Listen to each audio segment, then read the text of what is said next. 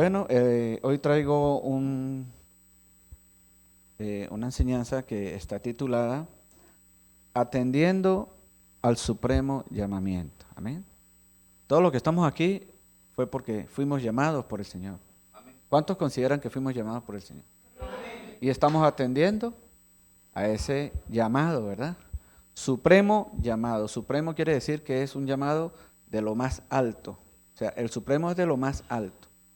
¿Y quién conocemos nosotros como lo más alto, lo más grande, lo más fuerte? Dios. Amén. Entonces, ese supremo llamamiento viene de Dios. Amén. Y quiero que leamos en el libro de Filipenses, capítulo 3, del versículo 13 al 15. Y esto lo escribió, para los que no saben, el apóstol Pablo. Amén. Y dice así la palabra del Señor. Hermanos, Filipenses 3, del 13 al 15, dice así la palabra del Señor.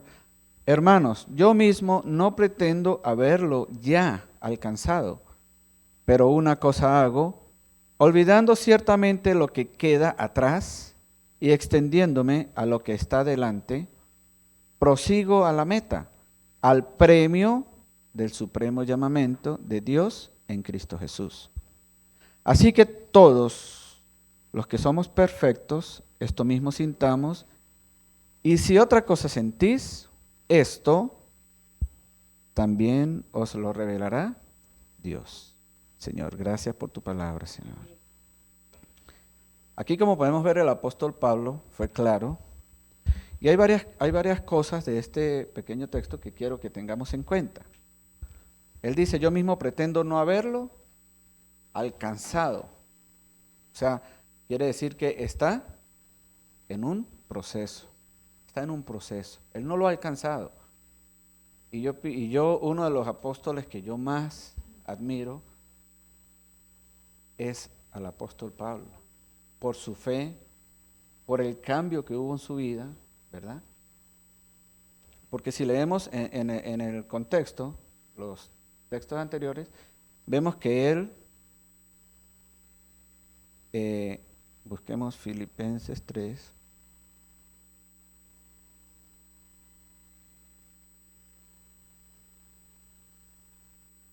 él lo dice de esta manera.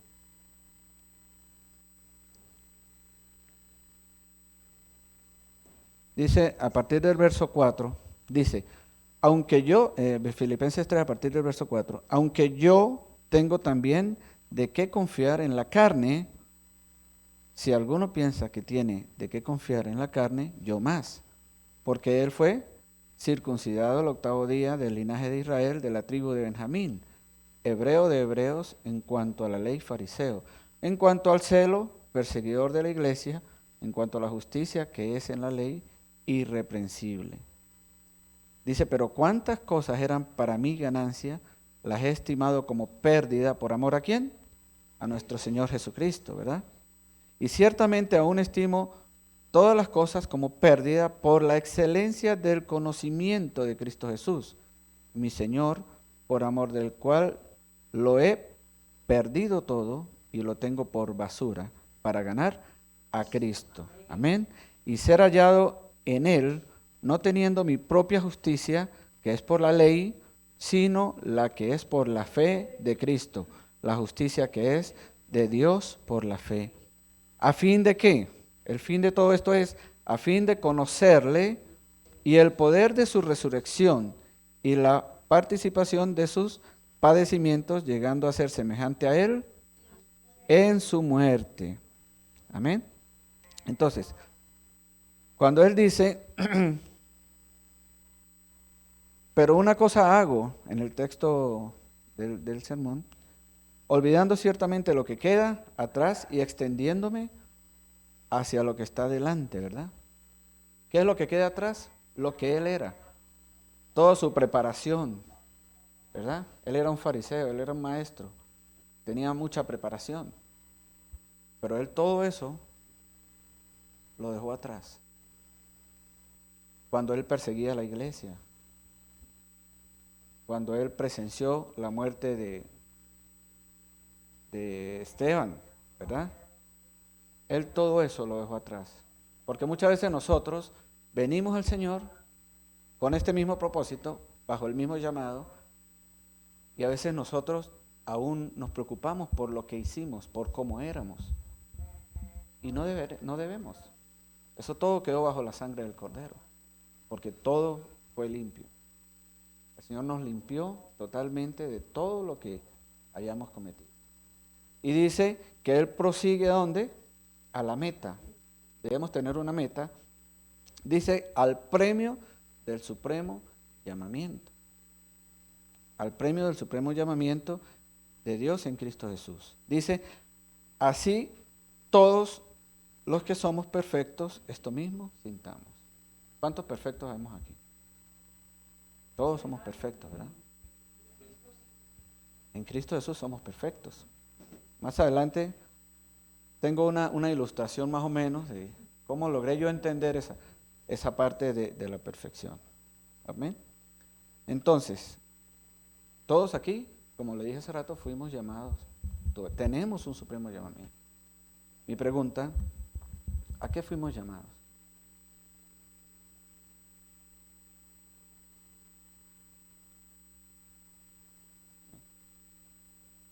Hacerlo conocer, ser testigo fiel de Él. Amén. Yo por lo menos, para la gloria de Dios, soy pastor de su iglesia. Me gozo de que Él me haya llamado. Me haya llamado, no, me haya constituido pastor de su iglesia. Y a veces yo pensaba, mi llamado fue a ser pastor. Y resulta de que el Señor en un momento de estar en su presencia, de estar meditando en su presencia, Él me hizo entender esto. El llamado es el mismo para todos. El ser pastor Él me constituyó ser pastor. A otros constituye profetas, apóstoles, evangelistas. ¿Sí? Otros pues se dedicarán a la música, a la adoración. Tendrán sus dones o su responsabilidad o su labor dentro de la iglesia. Y quiero que leamos, para entender un poquito más la respuesta a esta pregunta, en Primera de Pedro, capítulo 1, del 14 al 16. Y dice así la palabra del Señor. Esto lo habla a la iglesia, ¿verdad? Porque nos trata como hijitos. Dice, como hijos obedientes, no os conforméis a los deseos que antes teníais estando en vuestra ignorancia. ¿En nuestra ignorancia de qué? En nuestra ignorancia del reino, en nuestra ignorancia del evangelio de Jesucristo, en nuestra ignorancia del conocimiento de Dios, ¿verdad? Sino, qué palabra más hermosa, ¿no? Sino, como aquel que os llamó es santo, sed también vosotros santos en toda vuestra manera de vivir, porque escrito está, sed santos, porque yo soy santo, porque nuestro Dios es santo. ¿Estamos más claros en la respuesta a la pregunta, ¿a qué fuimos llamados? ¿A qué fuimos llamados? A ser santos. Y eso es lo que el Señor quiere que hoy nos llevemos atesorado aquí en nuestro corazón. Todos tenemos ese mismo llamado, a ser santos.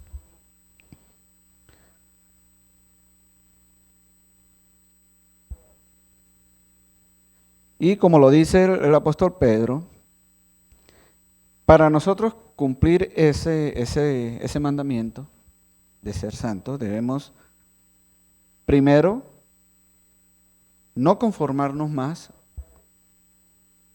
a los deseos que antes teníamos cuando no conocíamos de Cristo. Y esos deseos son netamente los deseos de la carne.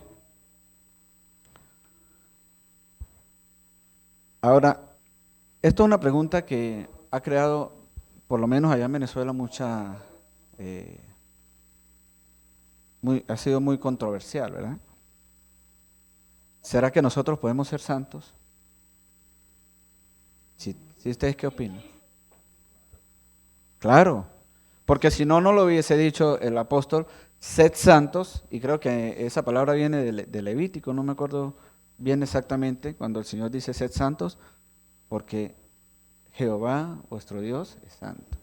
Entonces, esa afirmación simplemente me da a entender de que sí podemos ser santos. Amén. ¿Cómo podemos verlo de esta manera? Desde el momento que nosotros creímos, nos acercamos a Cristo, lo recibimos como el Señor, ¿verdad? Como el dueño de nuestra vida, porque Él pagó un precio muy alto por nosotros. O sea, le pertenecemos a Él. Entonces, lo confesamos como el Señor y seguimos su palabra, su evangelio, ¿verdad? Y ahí nosotros, ¿cuál es la promesa que vino sobre nosotros? El Espíritu Santo, ¿verdad? ¿Cuántos tienen aquí el Espíritu Santo? Amén. Entonces, solo por ese hecho, ya teniendo el Espíritu Santo, porque Él es el que nos guía, nos redarguye, nos alerta cuando estamos pisando terreno peligroso, o cuando queremos devolvernos, o cuando queremos conformarnos a ese viejo hombre o a esos viejos deseos, el Espíritu Santo toca nuestra vida, nuestro corazón, y nos dice, hey, da ese dolor de pecado, ese dolor que produce Él cuando nosotros pretendemos cometer una injusticia, un pecado. Entonces, ya Él nos está, como Él nos está guiando y tenemos el Espíritu Santo, pues somos santos, somos sus santos. ¿Cómo se nombran en la iglesia primitiva? A todos los miembros de la iglesia los nombraban santos. Entonces, ya por ese lado, y como nosotros, y tenemos que entender, porque a veces como cometemos errores, muchas veces nosotros fallamos de alguna manera. Por ejemplo, hoy el pastor Carlos, pues, le pidió perdón a una hermana porque no la reconoció, fue. ¿Sí? Son errores que cometimos, pero inmediatamente viene en nosotros el Espíritu Santo y nos redarguye y produce en nosotros un arrepentimiento. ¿Sí? Y el arrepentimiento, pues, viene el fruto del arrepentimiento, como pedir perdón o la restitución, ¿verdad? Entonces, eso me indica a mí que sí, nosotros solos, si tenemos el Espíritu Santo, podemos ser santos. ¿Amén? Vamos a leer en Romanos 8, del verso 8 y 9. Son unos textos que tengo para Romanos 8, 8 y 9. Y dice la palabra del Señor, y los que viven según la carne no pueden agradar a Dios. Más vosotros, hace relación a la iglesia, más vosotros no vivís según la carne, sino según el Espíritu, si es que el Espíritu de Dios mora en vosotros. Y si alguno no tiene el Espíritu de Cristo, no es de Él. Pero nosotros tenemos el Espíritu Santo, ¿verdad? Entonces, dice que ya nosotros no vivimos según la carne, sino según el Espíritu. Eso nos hace santos. Amén. ¿Estamos? Y el mismo libro de Romanos, capítulo 8, verso 1, dice, hay una promesa muy bonita, dice, ahora pues, ninguna condenación hay para los que están en Cristo Jesús, los que no andan conforme a la carne, sino conforme al Espíritu. Entonces Dios nos hace un llamado a que nosotros vivamos conforme a su Santo Espíritu y no conforme a la carne. Todos aquí hemos leído, todos entendemos claramente lo que es vivir en la carne. ¿Sí? Gracias, pastor. Hay un texto que nos puede ayudar en aclarar un poco, que está en el libro de Gálatas capítulo 5. No, yo pienso que ya muchos lo hemos leído. Y aquí hace una relación entre las obras de la carne y el fruto del Espíritu. Amén. Y quiero leerla rápidamente, sin profundizar, para comprender un poco más lo que es vivir en la carne. Aquí nos exhorta también el Señor a andar en el Espíritu. Dice Gálatas 5 del 16 al 26. Dice así la palabra del Señor. Digo pues, andad en el Espíritu y no satisfagáis los deseos de la carne. Porque el deseo de la carne es contra el Espíritu y el del Espíritu es contra la carne. Y estos se oponen entre sí para que no hagáis lo que queréis. Pero si sois guiados por el Espíritu, no estáis bajo la ley. Y manifiestas son las obras de la carne, que son adulterio, fornicación, inmundicia, lascivia, idolatría, hechicería, enemistades, pleitos, celos, iras, contiendas, disensiones, herejías, envidias, homicidios, borrachera, orgías y cosas semejantes a estas, acerca de las cuales os amonesto, como ya os lo he dicho antes, que los que practican tales cosas no heredarán el reino de Dios. Mas el fruto del Espíritu es amor, gozo, paz, paciencia, benignidad, bondad, fe, mansedumbre, templanza. Contra tales cosas no hay ley. Pero los que son de Cristo han crucificado la carne con sus pasiones y deseos. Si vivimos por el Espíritu, andemos también por el Espíritu. No nos hagamos vanagloriosos, irritándonos unos a otros y envidiándonos unos a otros. Entonces, ¿cuál es el fruto del Espíritu? Dice la Escritura, yo lo puedo ver aquí, algo que siempre me llamó la atención, que no es en plural, es en singular. El fruto del Espíritu. ¿Cuál es el fruto del Espíritu? Amor. Si no hay amor, lo que está ahí después no puede existir en nosotros. No de una manera real o de una manera sincera, ¿verdad? Entonces, debe existir el amor al prójimo, aún amar a nuestros enemigos, nos dice el Señor. Difícil humanamente, sí, pero como nosotros tenemos al Espíritu, podemos hacerlo. El Señor es el que nos adiestra y nos ayuda para realizar todas estas cosas. Quiero que leamos Mateo capítulo 5, verso 48. Sed pues vosotros perfectos, como vuestro Padre que está en los cielos es perfecto. ¿Sí? O sea, la Biblia no solo nos exhorta a ser santos, sino también a ser perfectos. Y hay una realidad que no podemos evitar, porque muchas veces podemos pensar, con tantos errores que cometemos, con tantas faltas, ¿cómo puedo decir que soy perfecto? Y esa pregunta yo me la hice por mucho tiempo. Y la respuesta que recibí del Señor es, en cuanto nosotros reconocemos el error, en cuanto nosotros reconocemos nuestras fallas, el Espíritu Santo nos redarguye. Y reconocemos, porque lo importante es reconocerlo, porque si no lo reconocemos, no lo corregimos. Mas si lo reconocemos, viene una corrección, es el arrepentimiento, viene una corrección. Y nos ayuda, el Espíritu Santo nos ayuda a hacer esa corrección. Entonces, solo por ese hecho, yo puedo decir, somos perfectos. Yo lo puedo ilustrar, a veces lo he hecho una ilustración.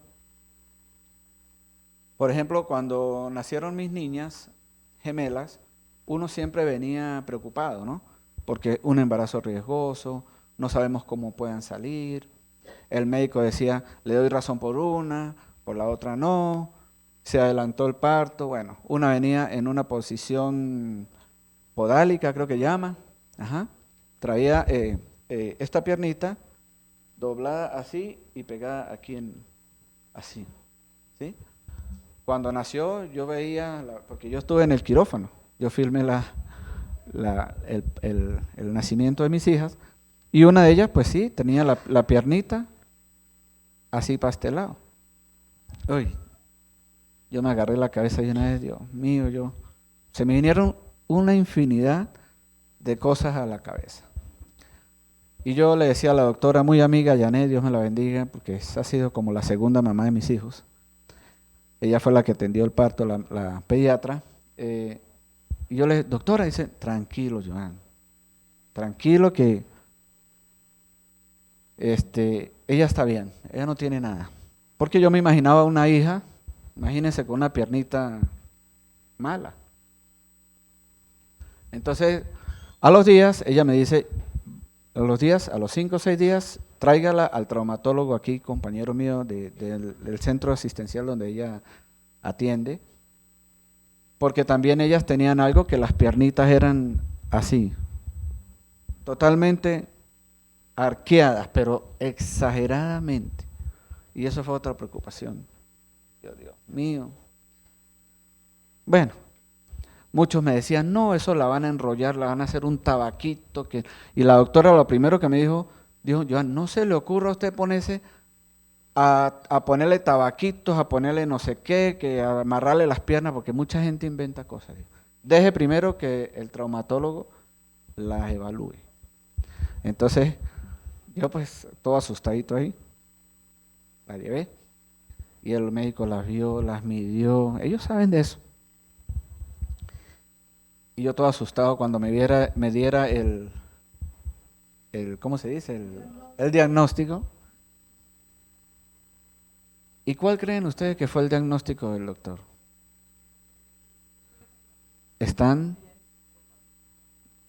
Usó esta palabra, perfectas. Entonces yo digo, ¿no? Perfecta. Ok, vamos a otro contexto. Pero, ¿cómo pueden ser perfectas? No caminan, no hablan. No. La perfección es simplemente, van a crecer bien, se van a desarrollar bien, tienen todas las capacidades, las cualidades, no le van a quedar las piernas torcidas. O sea, están perfectas. Entonces, de ahí es donde yo agarro y digo, bueno, entonces la perfección en el Señor es la capacidad de corregir, de cada día ser mejor, de crecer en el Espíritu, de crecer en el conocimiento, porque el apóstol Pablo, ¿qué decía? Él se preocupaba era por el conocimiento de Cristo. Y esa debe ser una de nuestras preocupaciones, cada día conocerlo más a Él. Amén. Cada día.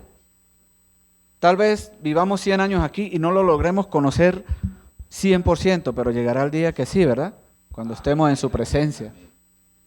Cuando estemos en su presencia vamos a tener un pleno conocimiento. Pero aquí debemos cada día crecer más en el conocimiento.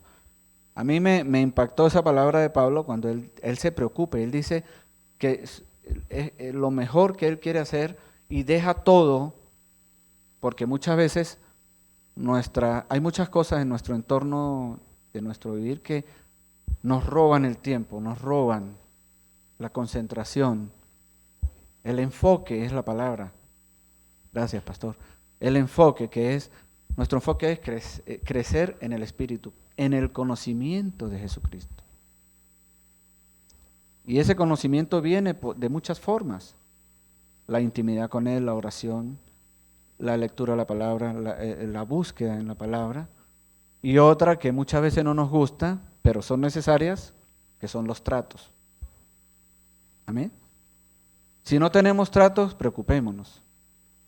Pero Dios, a través de los tratos, es cuando más nosotros nos acercamos a Él y Él se revela más a nuestras vidas. Y ahí adquirimos un mayor conocimiento. Yo a veces paso por situaciones bárbaras y uno dice, Señor, ¿por qué a mí? Porque me ama. Porque quiere que yo me acerque más a Él. Y a veces no nos gusta, nos preocupa esos tratos. Pero entre más tratos vienen, es mejor porque nos acercamos más al Señor. Entonces no nos preocupemos por los tratos, ni por la disciplina, a veces es disciplina, ¿verdad? Los procesos. Cuando usted quiere conocer a alguien, ¿qué tiene que tener? Trato, face to face. Tiene que tener trato, si no, no hay un conocimiento. Yo cada vez conozco más al pastor Carlos y me agrada cada día más. Amén. Nosotros nos conocimos en unas reuniones Hicimos con unos sudafricanos, fuimos a Santa Marta. Todos los pastores de aquí de Medellín, para mí, excelente. Pero yo me identifiqué más con el pastor Carlos. Y empecé a llamarlo y bueno, y a relacionarme y aquí estamos.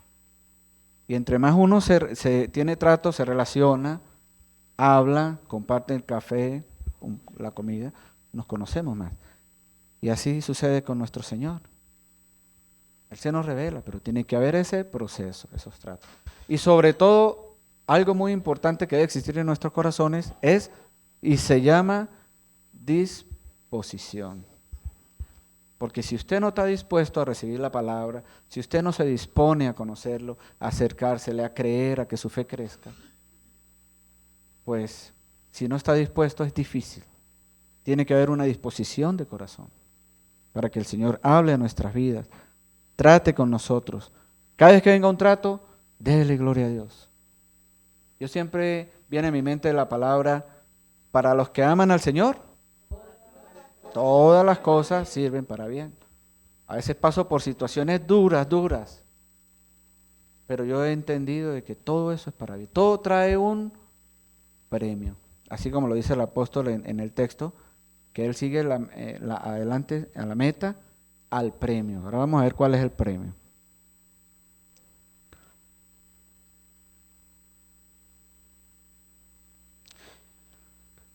Ok. Dice en 1 Corintios 11:1, para seguir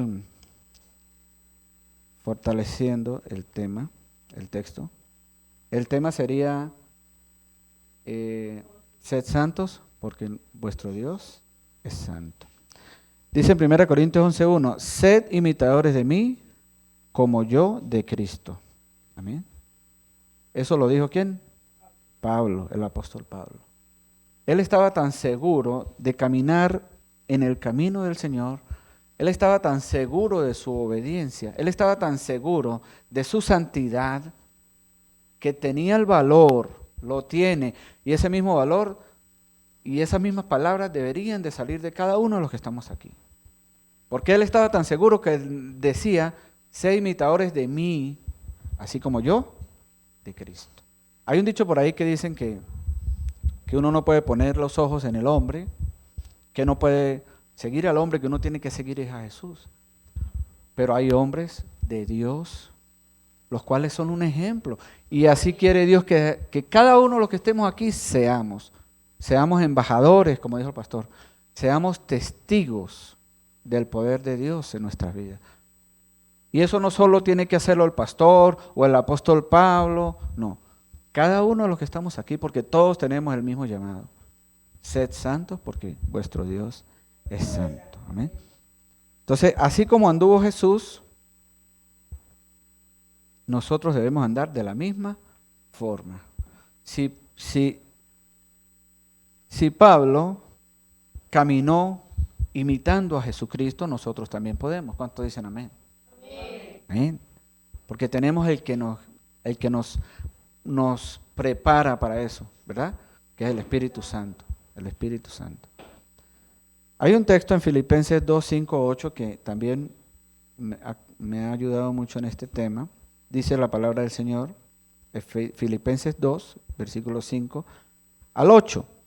Haya pues en vosotros este sentir que hubo también en Cristo Jesús, el cual, siendo en forma de Dios, no estimó el ser igual a Dios como cosa a que aferrarse, sino que se despojó a sí mismo, tomando forma de siervo, hecho semejante a los hombres, y estando en la condición de hombre, se humilló a sí mismo, haciéndose obediente hasta la muerte y muerte de cruz. Amén.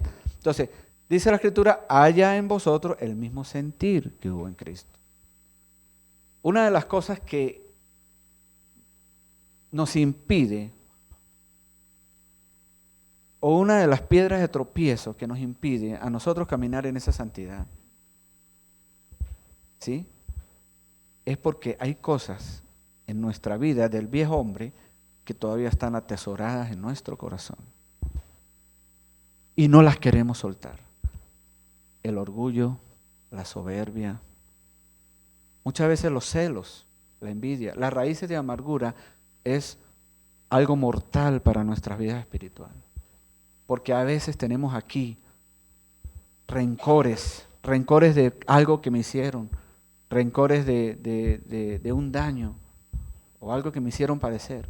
Y ellas se mantienen allí, esas raíces de amargura, porque son alimentadas por nuestro orgullo. Eso impide que nosotros podamos avanzar en el reino de los cielos. Podamos avanzar como queremos muchas veces y aún como Dios quiere que nosotros crezcamos. Pero esas cosas impiden. Por eso el Señor nos dice, tengamos ese mismo sentir. Jesús se despojó, como dice la Escritura, del ser igual a Dios. Y se hizo hombre. Obedeció ¿hasta dónde? Hasta la cruz. Hasta la muerte de cruz. Y muchas veces nosotros ni siquiera queremos tomar la cruz. Porque nos gusta, nos agrada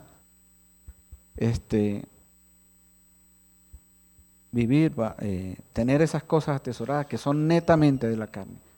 No, hermanos, tenemos que despojarnos. Despojarnos. Ahora, ¿cuáles serían las consecuencias de no caminar en este camino, en el camino de santidad? En Mateo 7, 21 al 23, dice la palabra del Señor, Mateo 7, 21 al 23, dice, no todo el que me dice, Señor, Señor, entrará en el reino de los cielos, sino el que hace la voluntad de mi Padre que está en los cielos. Muchos me dirán en aquel día, Señor, Señor, ¿no profetizamos en tu nombre? Y en tu nombre echamos fuera demonios, y en tu nombre hicimos muchos milagros. Y entonces les declararé, nunca os conocí, apartados de mí, hacedores de maldad. Sería triste llegar a ese punto, ¿verdad? Porque no vale llegar a la presencia del Señor, decirle, Señor, yo no falté un culto. Señor, mire, yo adoraba, yo levantaba mis manos, yo lloraba cuando adorábamos. Yo a veces le digo a la iglesia, mire, Dios no viene a mirar quién llora o quién se quebranta más o quién levanta más las manos o quién canta más bonito. En medio de la oración, ¿qué ve Dios? El corazón de cada uno. Más nada.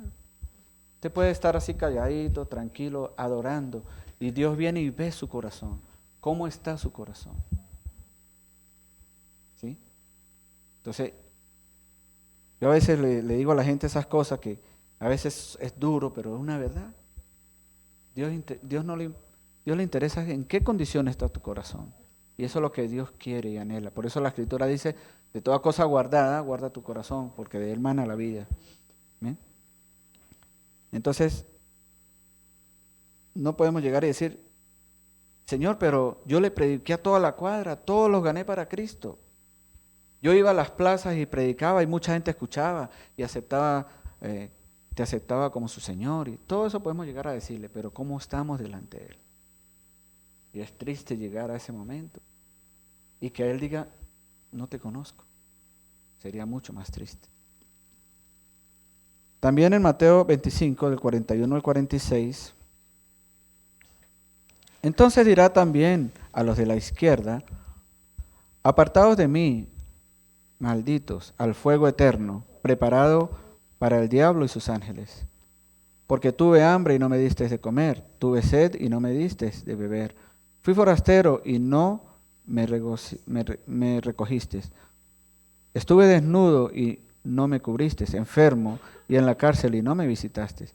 Entonces también ellos responderán diciendo, Señor, ¿cuándo te vimos hambriento y sediento, forastero, desnudo, enfermo o en la cárcel y no te servimos? Entonces les responderá diciendo, de cierto os digo que en cuanto no lo hiciste a uno de estos pequeños, de los más pequeños, tampoco me lo hiciste a mí. E irán estos al castigo eterno y los justos a la vida eterna. ¿Amén? Entonces, ¿por qué el Señor, qué faltaba en esta gente? ¿Qué hacía falta en ellos para atender al forastero, para darle comida al hambriento? Faltaba amor en sus corazones. Y a veces nuestro corazón se pone duro como una roca.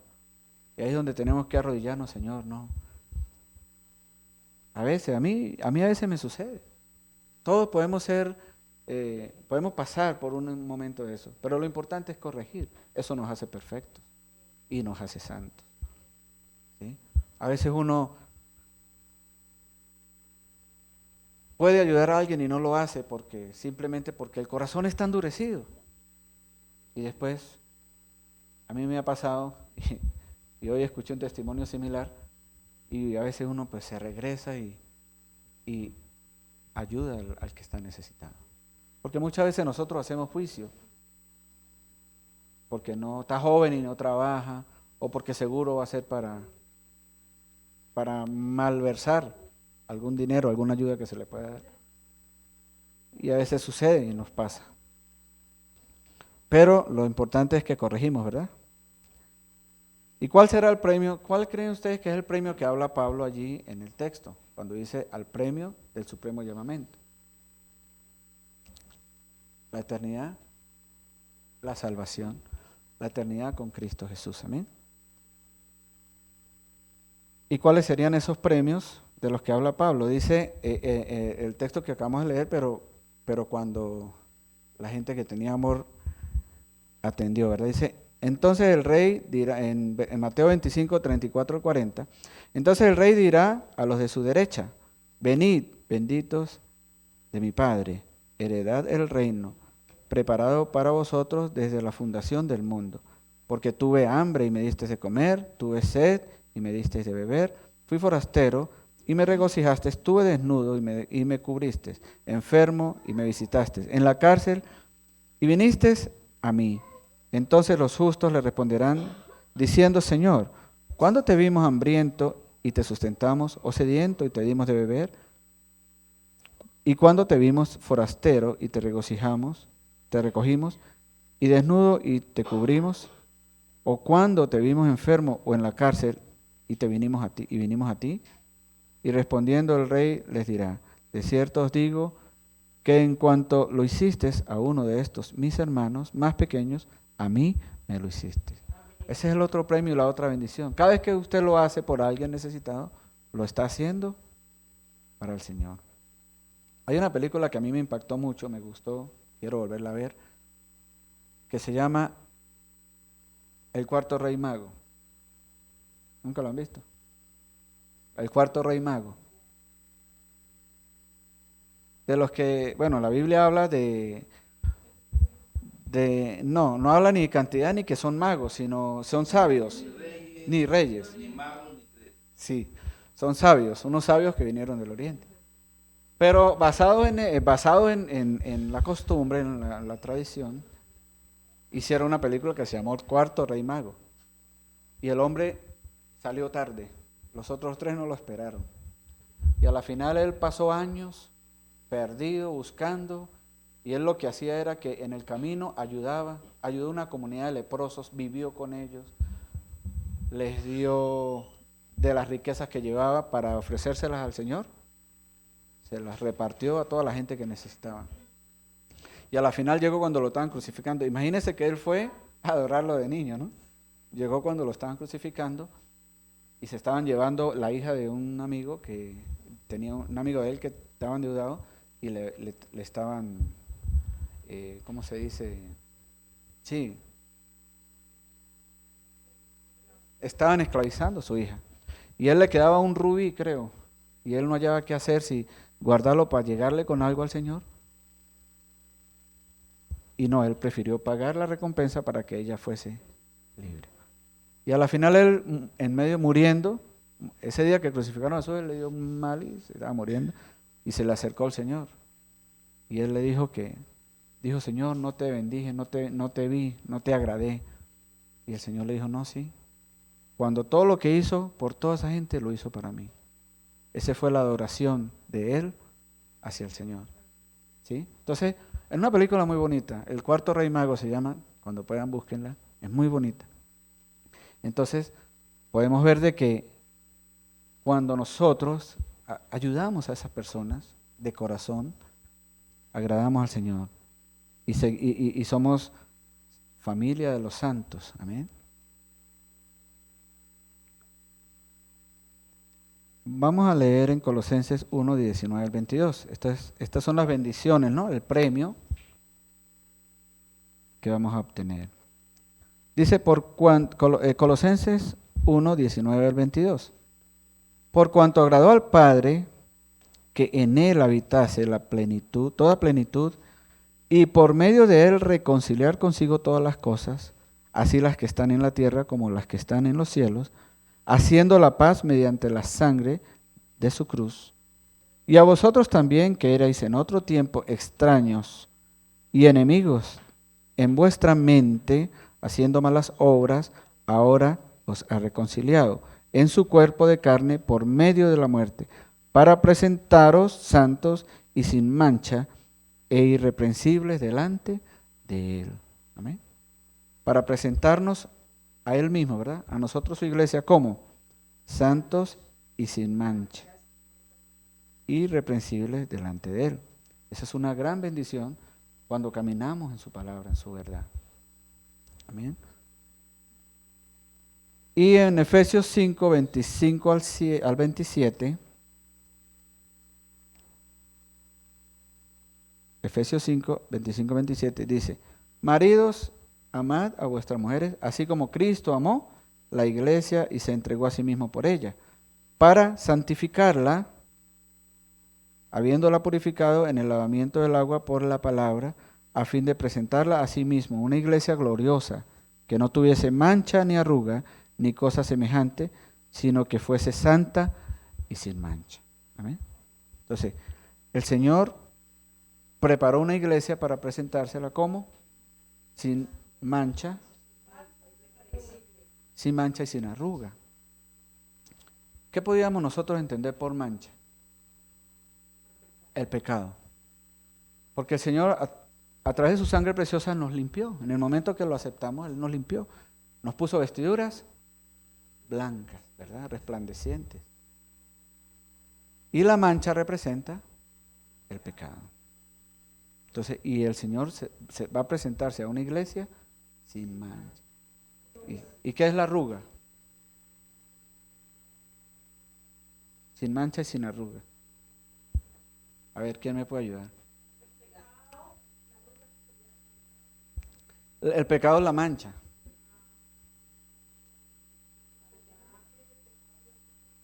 ¿Será? Una vez yo estuve orando al Señor, y Él me ministró lo siguiente. Dice: la arruga es la falta de perdón. Y ¿sabe qué? Es lamentable que hay mucha iglesia sin mancha. Pero con arruga. Hermanos, tengamos mucho cuidado. La falta de perdón es grave. Eso impide nuestro crecimiento espiritual. Impide llegar a una plenitud en Cristo. Conocerlo cada vez más. Nosotros no podemos acercarnos a Dios de una manera libre, por decirlo así, si nosotros tenemos falta de perdón. Algo que no debe existir en la iglesia, hermanos, y se los recomiendo. Algo que hay que poner en práctica, hay que perdonar. Y perdonar de corazón. De corazón. Yo no entiendo cómo hay miembros de la iglesia que no se hablan con otros miembros de la iglesia. No se hablan. Falta de perdón. O no con los miembros, otros miembros de la iglesia, sino aún con vecinos, aún con familiares. Con familiares. Hoy les voy a dar un consejo. Si ustedes tienen a alguien a quien no le hablan por algún problema, solucionen ese problema. Porque nosotros los hijos de Dios no podemos tener ese estilo de vida. No hay amor, no estamos cumpliendo, pues no estamos agradando al Señor. Y el Señor quiere una iglesia sin mancha y sin arruga. Entonces, esa palabra a mí me impactó y me ayudó. Y yo le doy gracias al Señor que, aunque he tenido roces con personas, porque a veces es inevitable. Lo que pasa es que hay que tener la madurez y la sabiduría del reino de los cielos, de Dios, para enfrentar esos problemas. Pero lo importante es que después de que eso suceda, nosotros tengamos la paz con esas personas para poder tener la paz con Dios. Porque si no tenemos paz con las personas, pues no creo que tengamos paz con el Señor. Amén. Juan capítulo 14, 2 y 3. Dice así la palabra del Señor: en la casa de mi Padre muchas moradas hay. Así, si así no fuera, yo os lo hubiera dicho. Voy, pues, a preparar lugar para vosotros, y si me fuere y os prepararé lugar, vendré otra vez y os tomaré a mí mismo, para que donde yo estoy, vosotros también estéis. ¿Amén? Aquí hay una porción en el texto que yo siempre me he tratado de confundir. Yo voy a pedir al pastor a ver si me puede ayudar en esa. Dice, y vendré otra vez, por segunda vez, ¿verdad? Y os tomaré a mí mismo. ¿Qué podemos entender nosotros allí? Os tomaré a mí mismo.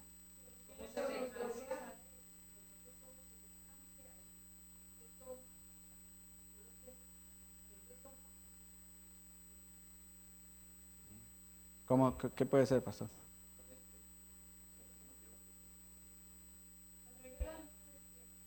Por nosotros. Y os tomaré a mí mismo. Es que no dice para. O sea, yo lo que puedo entender, lo que yo he podido entender es, si Él mora en nosotros, si el Espíritu de Dios mora en nosotros, y cuando Él viene y nos ve, debe reflejarse en nosotros. ¿Cómo se debe reflejar en nosotros? Según nuestro comportamiento debe ser igual al de Él. Su santidad debe estar en nosotros. ¿Sí? Ya hemos. Hay una forma acerca del platero. ¿Ustedes saben lo que es un platero? Que funde plata para hacer piezas de plata. Entonces, Dios es el platero y nosotros somos la plata. ¿Y cómo purifica el platero la plata? Con fuego. Y entre más quiere purificarla, más fuego le mete. ¿Verdad? ¿Cuántos quieren pasar por el fuego? ¡Ay! Eso no es fácil decir yo. Pero es necesario. Las pruebas son parte de ese fuego. Y entre más fuego le mete a la plata, salen a flote ¿qué? Las impurezas. Ellos le llaman escoria. ¿Sí? Ajá. Entonces, ¿qué hace el platero? Con una herramienta hecha de madera, pasa por la superficie como una escobilla y saca la escoria. Y entre más fuego le mete. ¿Y cómo sabe el platero cuando la plata está lista? Se ve en ella. Porque la plata ya limpia es como un espejo. Y él se asoma y se ve. Ve su rostro allí. Y eso es lo que Dios busca en nosotros. Él busca verse en nosotros. Él busca verse en nosotros. Entonces, me tomaré a mí mismo. ¿Amén? Entonces, debemos siempre meditar en nuestro diario, vivir en esta palabra que Dios hoy trae a nuestra vida, porque a veces se nos olvida. Dice la Escritura, creo que es en ese mismo Filipenses, me parece que Él siempre dice y vuelve a repetir, porque es necesario volver a escuchar y volver a nosotros tomar las riendas y caminar según el Señor quiere como caminemos. Dejarnos guiar en todo momento por el Espíritu Santo. Recordemos que tenemos al Espíritu Santo, porque somos de Cristo. Amén. Vamos entonces a dar gracias a Dios, a pedir que nos paremos sobre nuestros pies. Dios y Padre que estás en los cielos, Señor eterno, en esta hora queremos darte gracias. Señor, aunque a nosotros nos puede parecer difícil o muchas veces imposible, Señor, ser santos y caminar en tu palabra. Pero lo que es imposible para nosotros, para ti todo es posible, Señor. Y damos gloria a tu nombre, Señor, que nos diste tu Espíritu Santo, Señor, que es el único que puede, Señor, prepararnos para caminar en esa santidad, Señor. Es solo tu Espíritu Santo el que nos permite, Señor, caminar en santidad y caminar agradándote, Señor, y poder ser testigo fiel de tu poder y tu autoridad aquí en la tierra, Señor. Queremos darte gracias, Señor. Hoy pido, Señor, en el nombre de Jesús de Nazaret, Señor, que esta palabra, Señor, sea atesorada en nuestros corazones y sea puesta por obra, Señor, en nuestras vidas, amado Dios, para que todo aquel, Señor, que nos ve, Señor, pueda ver tu gloria en nosotros, pueda ver tu amor reflejado en nuestras vidas, Señor, según nuestro comportamiento, Dios. Enséñanos cada día, Señor, a caminar más, Señor, en tu verdad, Señor, en tu justicia, porque es tu justicia, no la mía, Señor. Quiero darte gracias, amado Dios. Te pido, Señor, que sea tu Espíritu Santo, Dios, tocando el corazón y la vida de cada uno de los que están aquí y han escuchado tu mensaje a través, Señor, de las redes. Quiero darte gracias, Padre. Ayúdanos a ser perfectos porque tú eres perfecto. Ayúdanos, Señor, a caminar en esa santidad, Señor. Ayúdanos a batallar contra esos pensamientos, Señor, que pretenden alejarnos de tu verdad, Señor, de tu camino, Señor. Gracias te damos hoy, Padre, en el nombre de Jesús. Amén.